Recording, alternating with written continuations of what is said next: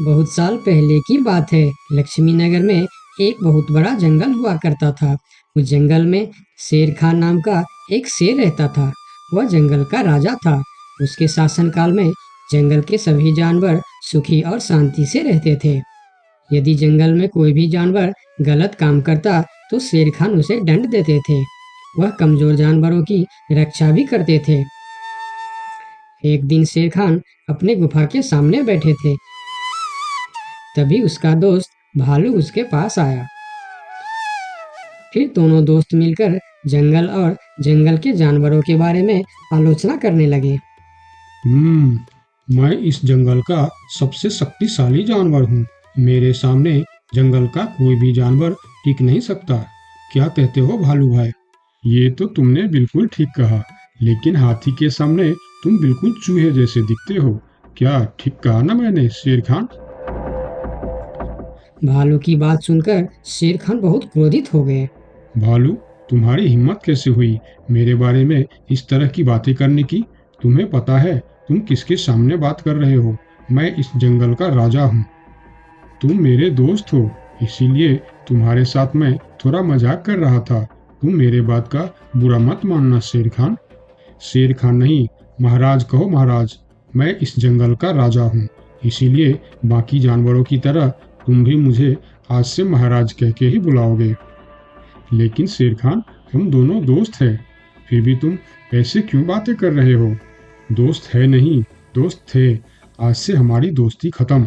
आज के बाद मैं तुमसे कभी बात नहीं करूँगा। दोस्त कहकर मेरे सामने कभी मत आना। चले जाओ यहाँ से। अपने दोस्त का इस व्यवहार से भालू बहुत दुखी हुआ और वह वहां से चला गया। उसी जंगल में गोलू नाम का एक बंदर भी रहता था। वह दूसरों की चीज चुराकर भाग जाता था। एक दिन गोलू की चोरी करते समय शेर खान के एक सिपाही के द्वारा पकड़ा जाता है और उसे शेर खान के सामने विचार के लिए लाया जाता है। गोलू को देखकर शेर खान कहते हैं, गोलू, तुम्हारी चोरी की किस्से जंगल के दूर दूर तक मशहूर है। तुम जानवरों के घर में ही नहीं, बल्कि मेरे दरबार में भी बहुत चीज चोरी की है। इसीलिए मैं तुम्हें पहाड़ से गिराकर मारने की सजा घोषित करता हूँ। आज से ठीक 2 महीना बाद तुम्हें पहाड़ से गिराकर मार दिया जाएगा। अपनी मौत की सजा सुनकर गोलू बहुत रोने लगा और बोला, महाराज, मैं अब कभी चोरी नहीं करूंगा। मुझे माफ कर दीजिए महाराज। मेरे घर में छोटे छोटे बच्चे हैं, मुझे छोड़ दीजिए महाराज। लेकिन शेर खान ने उसकी फरियाद नहीं सुना। तब एक सैनिक उसे ले जाकर जेल में बंद कर देता है। उधर गोलू का दोस्त भोलू को जब इस बात का पता चलता है, तब वह गोलू से मिलने के लिए कैद खाने में पहुंच जाता है और उससे कहता है, देखा गोलू, तुम पकड़े गए ना। मैं तुम्हें कितनी बार कहा था कि चोरी करना छोड़ दो। अब क्या होगा बताओ, कैसे निकलोगे यहाँ से? ये सब छोड़ो भोलू भाई, जो होना था वो हो गया। मुझे तो बस अपने परिवार की चिंता हो रही है। काश मैं मरने से पहले उनके लिए कुछ कर पाता। मेरे छोटे छोटे बच्चे हैं, बीवी है, अब उन सब का क्या होगा? मेरे बिना वह भी जीवित नहीं रह सकते। गोलू की बातें सुनकर भोलू सोच में पड़ गया। फिर वह शेर खान के पास गया और बोला, महाराज, मैं गोलू का दोस्त भोलू हूँ। मैं आपसे कुछ कहने आया हूँ। तो तुम गोलू का दोस्त भोलू हो? ठीक है, बताओ क्या कहना चाहते हो तुम?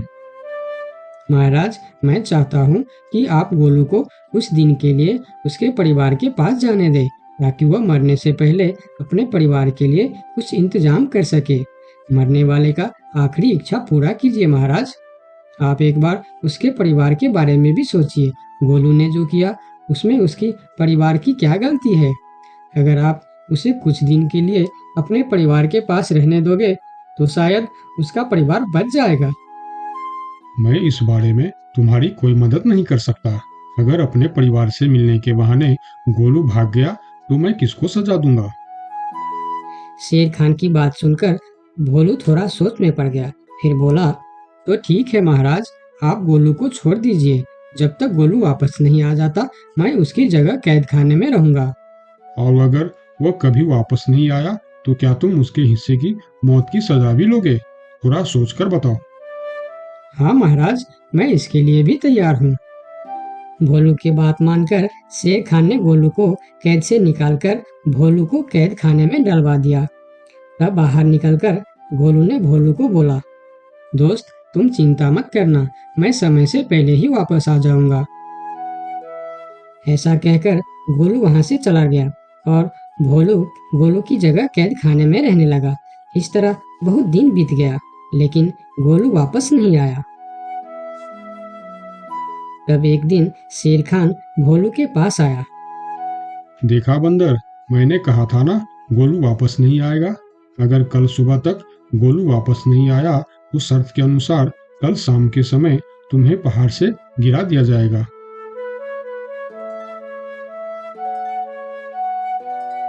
अगले दिन भी जब गोलू वापस नहीं आया, तब शेर खान और उनके सैनिक भोलू को लेकर पहाड़ के किनारे पर गए। फिर भोलू को खाई के किनारे खड़ा करके शेर खान ने कहा, देखा ना मूर्ख बंदर, तुम्हारे दोस्त तुमको धोखा देकर चला गया। अब तुम मरने के लिए तैयार हो जाओ। लेकिन इस बार भी गोलू नहीं डरा और बोला, कोई बात नहीं महाराज, मैं अपने दोस्त के लिए मरने के लिए भी तैयार हूँ। मैं यह जानकर बहुत खुश हूँ कि मेरा दोस्त अपने परिवार के साथ खुश है। मेरे आगे पीछे और कोई नहीं है, मैं तैयार हूँ महाराज। शेर खान और भोलू के बीच बातचीत चल ही रही थी कि तभी थोड़ी दूर पर गोलू उनके और आता हुआ दिखाई दिया। फिर पास आकर उसने बोला, तुम्हें ऐसा करने की कोई जरूरत नहीं है दोस्त। तुमने मेरे लिए जो किया उसके लिए तुम्हारा बहुत बहुत शुक्रिया। अब मैं अपनी सजा पूरी करने के लिए तैयार हूँ। महाराज छोड़ दीजिए मेरे दोस्त को। गोलू, तुम्हें वापस आने की क्या जरूरत थी? मैं यह सजा ले लेता था। तुम्हारे घर में छोटे छोटे बच्चे हैं, बीवी है, उनका क्या होगा? मेरे परिवार में मेरे अलावा और कोई नहीं है। इसीलिए यदि मैं मर भी जाऊं तो मेरे लिए किसी को कोई दुख नहीं होगी। तुम यहाँ से चले जाओ। नहीं दोस्त, गलती मैंने की है, इसीलिए सजा भी मुझे ही मिलनी चाहिए। उन दोनों की दोस्ती को देखकर शेर खान सोचने लगे, ये दोनों अपने दोस्ती के खातिर एक दूसरे के लिए जान देने के लिए तैयार है, और मैं एक छोटी सी बात के लिए अपने सबसे अच्छे मित्र भालू से दोस्ती तोड़ दी। यह मैंने बहुत बड़ा गलती कर दी। मुझे इसका प्रायश्चित करना ही होगा। किसी को मरने की कोई जरूरत नहीं है। तुम दोनों की दोस्ती देखकर मैं गोलू की सजा माफ करता हूँ। और याद रखना गोलू, अगर तुमने फिर से चोरी की तो अगली बार मैं तुम्हारी सजा माफ नहीं कर पाऊंगा। नहीं नहीं महाराज, आज के बाद मैं फिर कभी ऐसा गलती नहीं करूंगा। आज से मैं ईमानदारी से मेहनत करके अपना परिवार चलाऊंगा।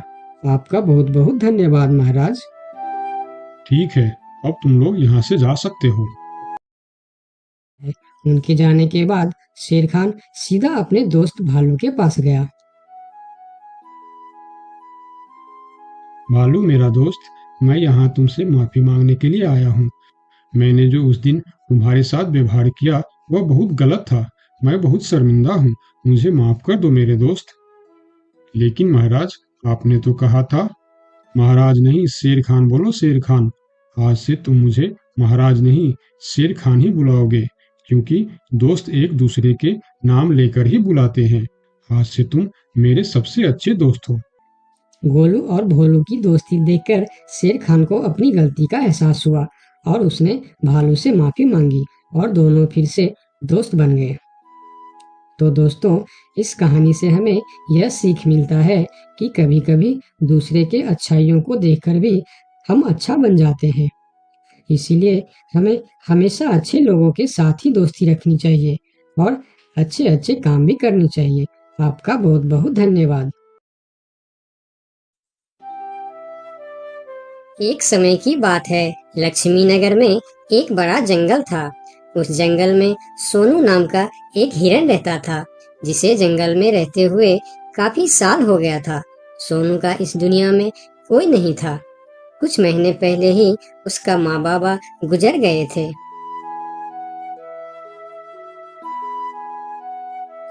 इसीलिए इस जंगल में रहते हुए उसे काफी अकेलापन महसूस होता था।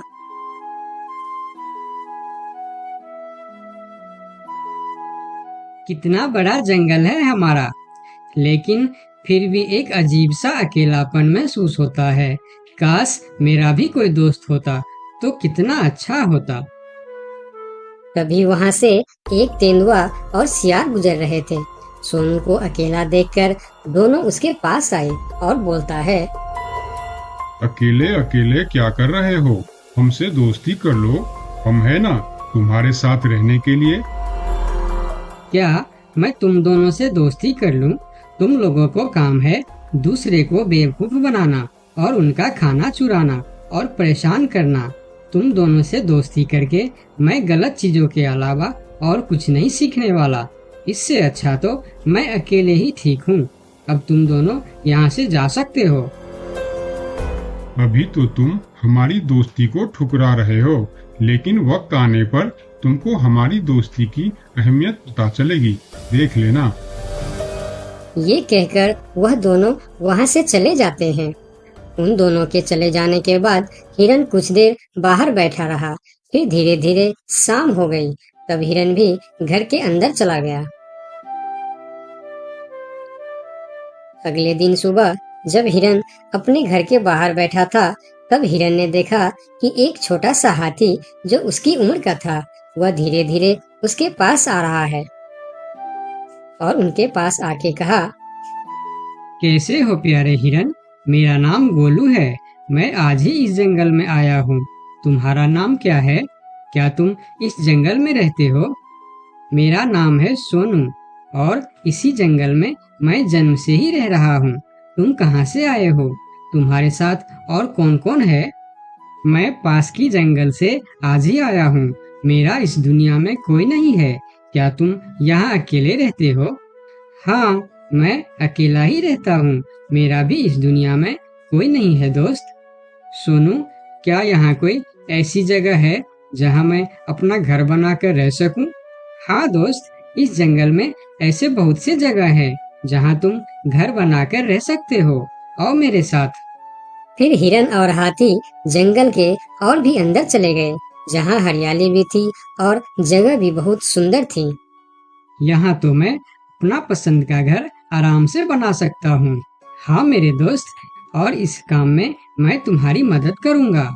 नहीं प्यारे दोस्त, मैं अपना घर खुद बना लूँगा। मैं तुम्हारा फायदा नहीं उठाना चाहता। तुम मेरी बहुत मदद की है।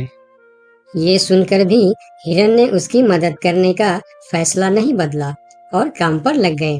जंगल से अच्छी लकड़ियाँ और पेड़ इकट्ठा करके दोनों ने मिलकर 2 दिन के अंदर ही एक झोपड़ी जैसा घर बना डाले। तुम्हारा बहुत बहुत शुक्रिया दोस्त। अगर तुम नहीं होते तो मैं इतना आसानी से ये घर नहीं बना पाता। शुक्रिया की कोई जरूरत नहीं है। तुम मेरे प्यारे दोस्त हो। ये तो मुझे करना ही था। उस दिन से दोनों की दोस्ती और भी गहरी हो गई। इधर शाम होने वाली थी। हिरन अपने दोस्त से विदा लेकर अपने घर की ओर चलना शुरू किया। हिरन रोज हाथी के घर आता और दोनों सारा दिन साथ ही रहते थे। एक साथ खाते थे और मजे भी करते थे। एक दिन सोनू हिरन हाथी के घर नहीं आया तो उसे हिरन के लिए चिंता होने लगा। वह फिर चलकर हिरन के घर जा पहुंचा। अरे क्या हुआ दोस्त, तुम आज मेरे घर क्यों नहीं आए?